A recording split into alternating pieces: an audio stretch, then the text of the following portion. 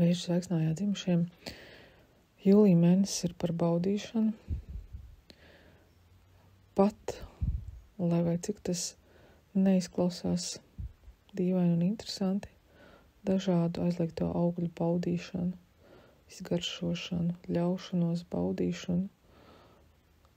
Īpaši tamdēļ, kā pēc savas būtības ir vienmēr vēlme būt piezemētiem, vairāk, tuvāk pie jau zināmām pārbaudītām vērtībām, tad šeit ir vērts skatīties dažādu vilinājumu virzienā.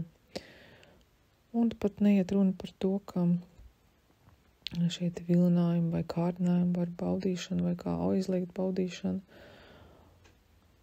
ir nepieciešama. Šeit iet runa par iziešanu ārpus ierastā, par ļaušanos, par piedzīvošanu, par kaut kā atklāšanu. Ņemot vērā, ka lielai daļai šeit sveiksnājā dzimušiem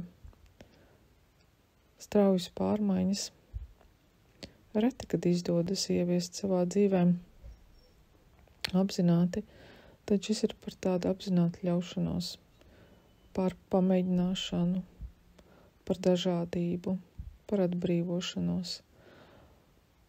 Jo vairāk šī ļaušanās, piedzīvošana, pieredzēšana, jo plašāk paveras nākotnes taka, jo tālāks virziens, jo lielākas iespējas un potenciāls attiecīgi dažādās nākotnes jomās.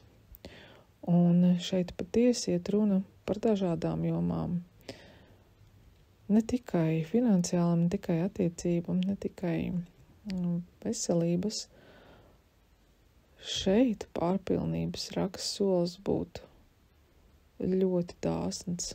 Cik vien jūs būsiet dāsni un ļausties paši sev iepriecināt, piedzīvot, iepazīt, atvērties, izmēģināt.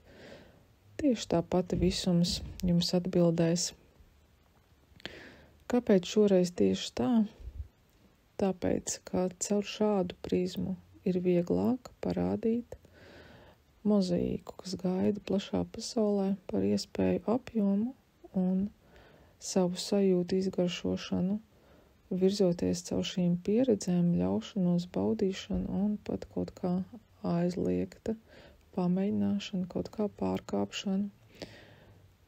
Pat, ja sirds trīsļo, pat, ja nedaudz bail, pat, ja liekas risks par lielu, pat, ja gribas sev atrunāt, ieteikums ļauties. Ko nevajadzētu darīt? Nevajadzētu nopietni ieslīgt kādās situācijās, kuras attiecīgi ieved dziļākās veselības sfērās, kas paredz nopietnas procedūras. Ja iespējams, to labāk atlikt uz rudeni.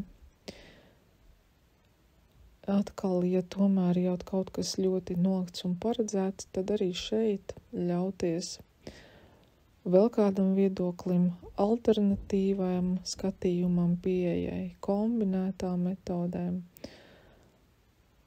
ļauties atbrīvoties un plūst. Tas būtu šīta mēneša galvenais moto. Attiecīgi, noteikti gribas zināt kaut ko vairāk arī citās jomās, konkrētāk, tad finanšu jautājumos varētu pat likties, ka iet uz otru pusi, ka nauda izslīd no pirkstiem un viegli tērējas.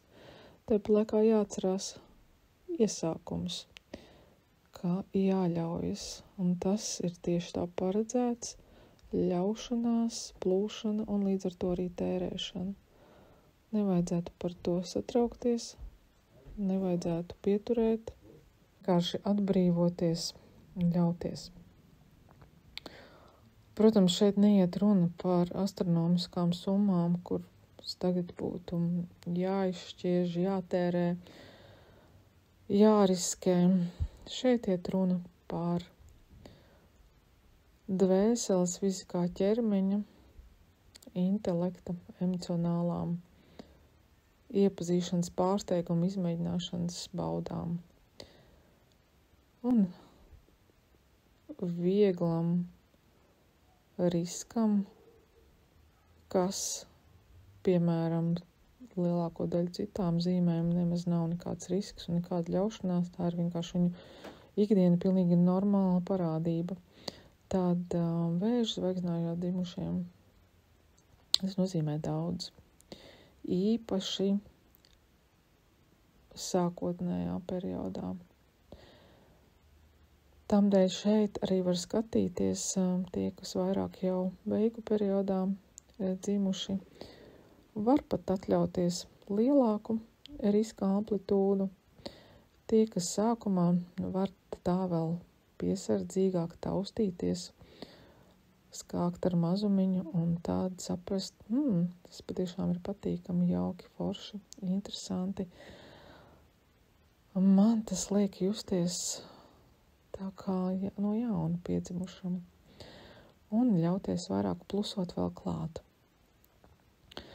Būtu svarīgi arī tieši tāpat būt atvērtiem jaunām iepazīšanām, tikšanām, burtiski meklēt iespējas, kur doties, kur paviesoties, ar ko satikties, kur socializēties, kas sen nav satikts, kāda kompānija sen nav apmeklēta, kur sen nav būts viesos, kas sen nav uzaicināts, kam sen nav piezīmēts vai uzrakstīts.